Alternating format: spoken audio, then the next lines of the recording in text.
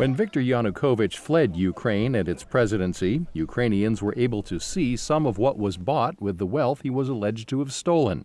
Now, U.S. Attorney General Eric Holder says Washington and its allies want to see the stolen money returned to Ukraine.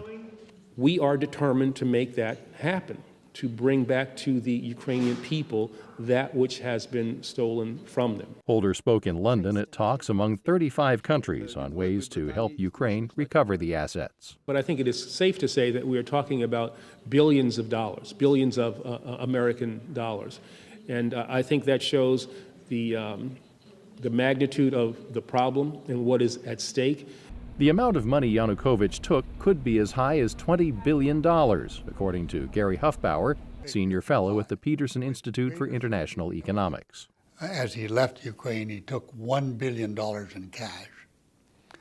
And that when he got to Moscow, he bought a palatial estate for $50 million in cash.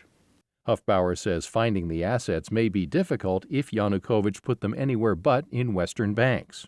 If the money went beyond Western Europe, let's say to a country we might not think of as a banking center, Argentina or Indonesia, well, it's going to be much harder to find because those countries will not cooperate with Western authorities in trying to find the money.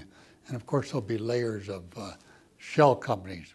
However, Huffbauer says Yanukovych may have left too quickly to hide the money. His fall was pretty sudden, pretty abrupt. He may not have had that much time to create shell companies and layer them in and then funnel it out of the Western banks.